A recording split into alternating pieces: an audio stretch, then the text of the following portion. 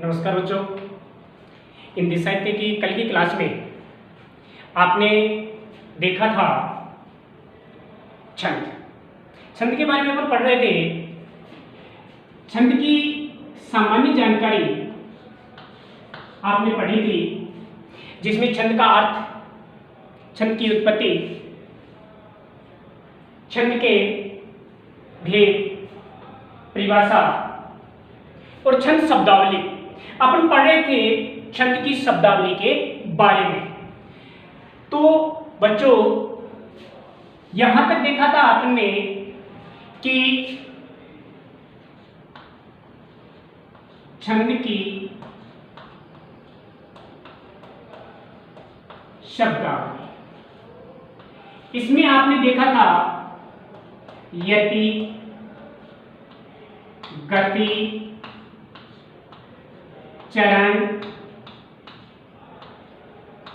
दल और मात्रा। अपन पढ़ रहे थे मात्रा पर। मात्रा के जो नियम हैं उनके बारे में चर्चा हो रही थी। तो आज अपन मात्रा के बारे में थोड़ा सा एक बार रिवीजन के रूप में देख लेते हैं और फिर किस प्रकार से कौन से वर्ण की कौन सी मात्रा होती है ये अपन अभ्यास करेंगे। तो सबसे पहले लेते हैं अपन मात्रा। देखिए बेटा, मात्रा क्या होती है? स्वर के उच्चारण में,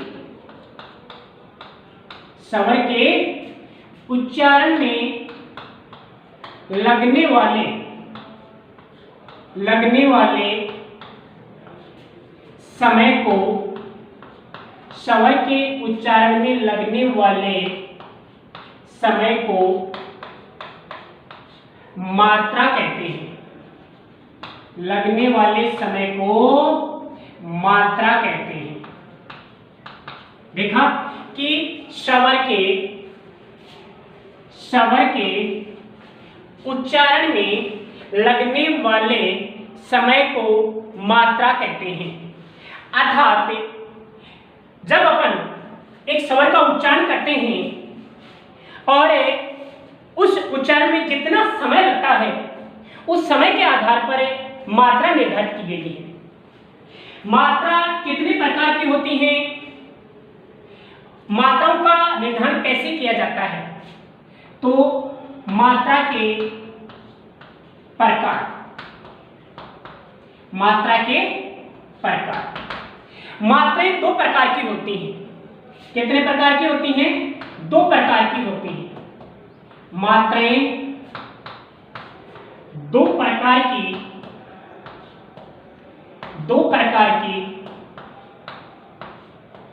होती हैं। दो प्रकार की मात्राएं कौन सी होती हैं? पहला है लघु मात्रा। लघु मात्रा जिसे ह्रस्व मात्रा भी कहते हैं। ह्रस्व मात्रा।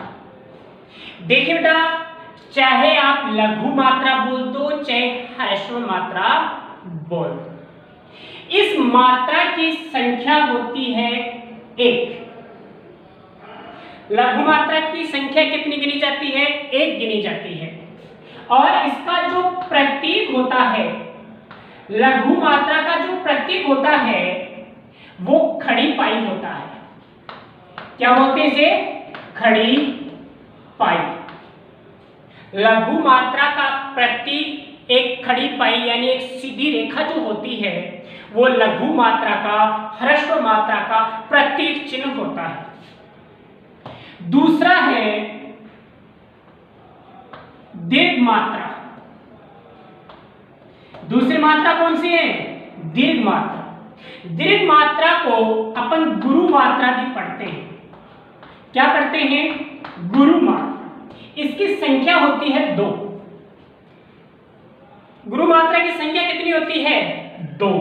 इसका जो प्रतीक होता है, गुरु मात्रा का जो प्रतीक होता है वो होता है एक वक्र रेखा, एक टेढ़ी मेढ़ी रेखा, एक पड़ी रेखा। अर्थात जिसे अपन वक्र रेखा या फिर एस बोल सकते हैं। अंग्रेजी के जो एस अक्षर की बनावट होती है, उस एस अक्षर की बनावट के अनुसार गुरु मात्रा या दीर्घ मात्रा का प्रतीक चिन्ह होता है, जिसकी संख्या होती है 2। अब इन मात्राओं का निर्धारण कैसे किया जाता है? मात्रा निर्धारण के नियम क्या है? कल भी अपने थोड़ी सी चर्चा की थी, लेकिन समय अभाव के कारण बीच में ही छोड़ना पड़ा था। मात्रा निर्धारण के नियम, मात्रा निर्धारण के नियम। देखो बच्चों, अपन कौन से वर्ण पर, कौन से स्वर पर कौन सी मात्रा लगेगी और मात्राओं का निर्धारण कैसे करेंगे, ये सारा इन नियमों के आधार पर होगा। पहला अपन देखते हैं, एक तो आपने पढ़ा था कि स्वर के उच्चारण में जो समय लगता है, स्वर के उच्चारण में जो समय लगता है, उसके आधार पर मात्रा होती है। तो एक तो अपन सबसे पहला नियम हो जाएगा कि मात्रा सदैव, मात्रा सदैव स्वर, मात्रा सदैव स्वर वर्ण पर ही, स्वर वर्ण पर ही लगती है, स्वर वर्ण पर ही लगती है, व्यंजन पर नहीं, व्यंजन पर नहीं। देखिए बेटा, व्यंजन यानी जिसमें हलंत लगा होता है वहां स्वर नहीं, और जो वर्ण स्वर से युक्त होता है उसमें हलंत नहीं होता, वो पूरा होता है, और जिसमें से स्वर निकाल लिया जाता है उसमें हलंत लग जाता है, वो आधा होता है, दूसरा वर्ण होता है। दूसरा है ह्रस्व स्वर, ह्रस्व स्वर। ह्रस्व स्वर कौन से हैं? ए, ई, छोटा ऊ, री और ली। ह्रस्व स्वर यानी लघु स्वर। ह्रस्व स्वर ए, ई, ऊ, री और ली पर सदैव, सदैव लघु मात्रा, लघु मात्रा ही लगती है, लघु मात्रा ही लगती है, अर्थात इसकी एक मात्रा होती है। ए, ई, ऊ, री और ली पर सदैव एक मात्रा लगती है, लघु मात्रा ही इस पर लगती है। दूसरा, तीसरा दीर्घ, दीर्घ स्वर। अब आप बताइए कौन से स्वर बच गए वो दीर्घ हैं? कौन से हैं? आ, बड़ी ई, बड़ा ऊ, ए, आई, ओ, ये जो स्वर हैं कौन से? आ, ई, ऊ, ए, आई, ओ, इन पर गुरु मात्रा, गुरु मात्रा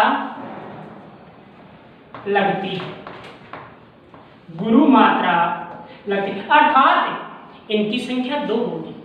कितनी होगी इनकी संख्या? 2 होगी। और ये जो वक्र रेखा है अंग्रेजी का एस अक्षर है, यह मात्रा इनके लगती है। चौथा नियम, यदि, यदि ह्रस्व स्वर, ह्रस्व स्वर के तुरंत बाद, यदि ह्रस्व स्वर के बाद, ह्रस्व स्वर के बाद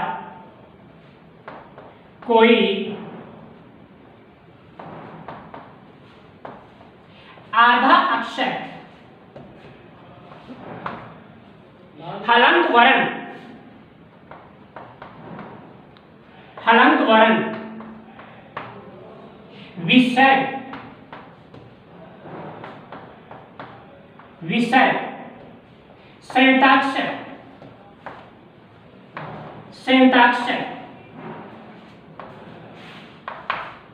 आ रहा है, संयुक्ताक्षर आ रहा है। देखो ना, यदि ह्रस्व स्वर के बाद में, यानी इन स्वरों के बाद में, यानी लघु स्वर के बाद में, तुरंत बाद में कोई आधा अक्षर हो, कोई हलंत वर्ण हो, कोई विसर्ग हो, या फिर कोई संयुक्त वर्ण हो, तो ह्रस्व स्वर, ह्रस्व स्वर के साथ, ह्रस्व स्वर के साथ, ह्रस्व स्वर के साथ गुरु मात्रा, गुरु मात्रा का ही प्रयोग, गुरु मात्रा का ही प्रयोग किया जाता है। यानी लघु होते हुए भी, लघु होते हुए भी उसके साथ गुरु मात्रा का प्रयोग होता है, अर्थात उसकी संख्या 2 मानी जाती है। अगला नियम देखते हैं बेटा अपन, पांचवा नियम है मात्रा निर्धारण का। पांचवा नियम अपन पढ़ते हैं। पांचवा नियम है, यदि ह्रस्व स्वर, यदि ह्रस्व स्वर के बाद कोई आधा अक्षर हलंत वर्ण, विसर्ग, विसर्ग, संयुक्ताक्षर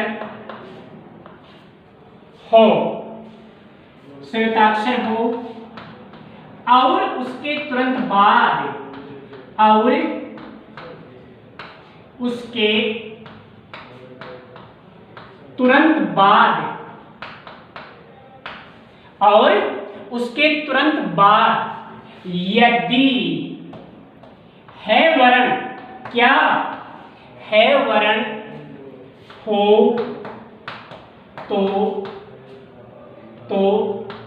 ह्रस्व स्वर, ह्रस्व स्वर ह्रस्व ही रहता है, ह्रस्व, ह्रस्व स्वर ह्रस्व ही रहता है, अर्थात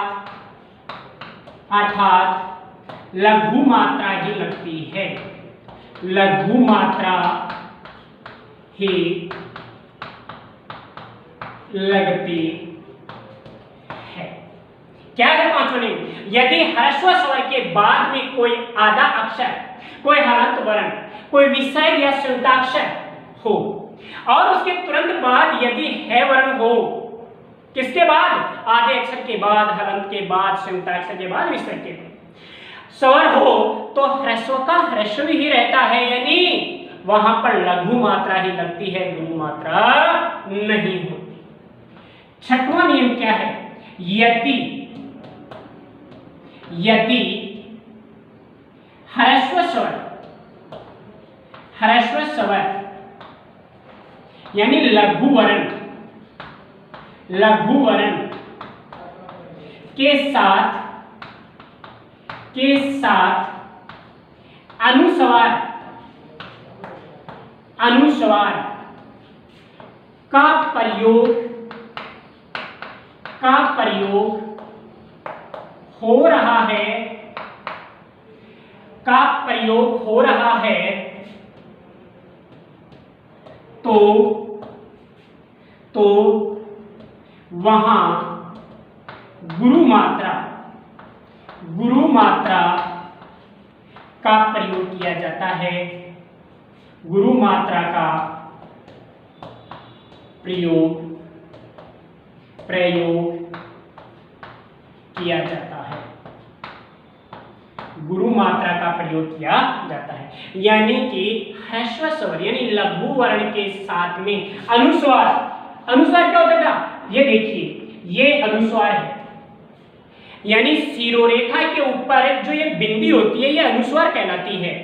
अनुस्वार का प्रयोग हो रहा हो तो वहां गुरु मात्रा का प्रयोग किया जाता है, यानी लघु वर्ण होते हुए भी वहां पर कितनी मात्राएं गिनी जाएंगी? वहां पर 2 मात्राएं गिनी जाती हैं। वहां पर कितनी मात्राएं गिनी जाती हैं? वहां पर 2 मात्राएं गिनी जाती हैं। आगे, यदि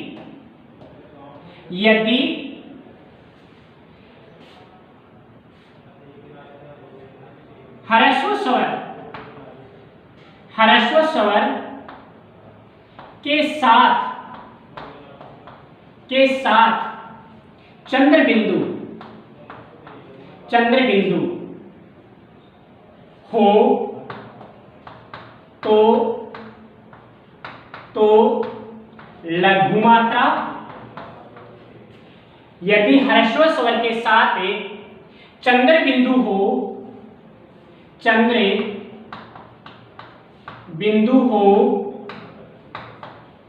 तो लघु मात्रा व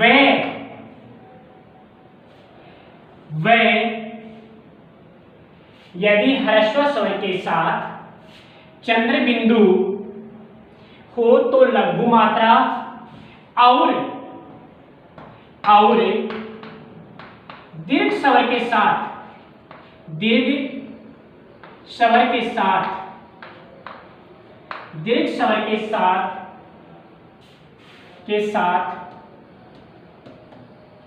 चंद्र बिंदु हो तो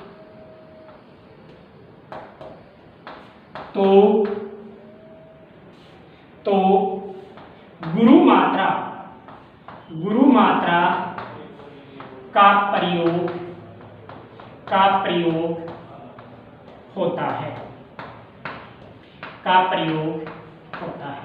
यानी कि ह्रस्व स्वर के साथ चंद्र बिंदु है तो लघु मात्रा और दीर्घ स्वर के साथ में चंद्र बिंदु है तो गुरु मात्रा का प्रयोग किया जाएगा। ध्यान में रखने योग्य बात है। अगला है छंद के चरण के अंत में, छंद के चरण के अंत में लगने वाली मात्रा को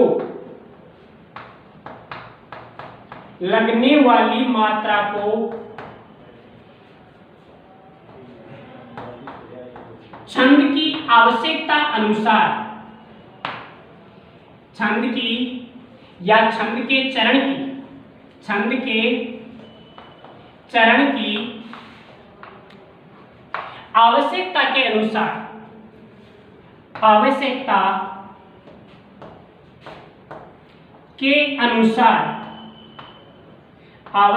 के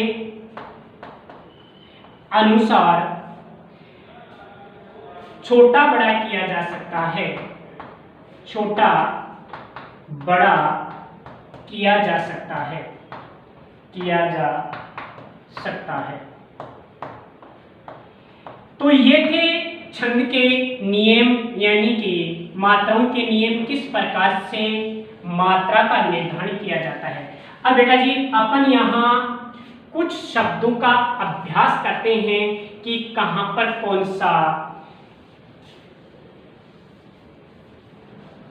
कौन सी मात्रा का प्रयोग किया जाएगा। जैसे कुछ अपन शब्द लेते हैं, जैसे शब्द है अपना स्कूल शब्द है।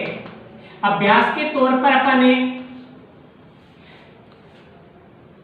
लेते हैं, अपन ने पढ़ा था कि स्वर पर मात्रा लगती है, व्यंजन पर नहीं। ये स्कूल शब्द है, इसके मात्राएं लगाओ। देखो पहला जो वर्ण है वह है आधा वर्ण है। आधे वर्ण पर कभी कोई मात्रा नहीं लगती, इसलिए इसकी कोई मात्रा नहीं हो। अब यहाँ क है और क के साथ में बड़ा उ है, तो इसके कितनी मात्राएं लगेंगी? 2, यानी गुरु मात्रा। और आगे क्या है? ल है, लघु स्वर है, इसलिए इसकी मात्रा लगेगी 1। विद्यालय शब्द है, विद्यालय शब्द है, विद्यालय शब्द के मात्रा लगाओ। देखिए यहां वी है, छोटा है, लेकिन वी के बाद लघु स्वर के तुरंत बाद यहां संयुक्ताक्षर है द, और ये दोनों हैं, इसलिए लघु होते हुए भी ये गुरु हो जाएगा, और ये गुरु है यहां लेके 1 और ये के 1।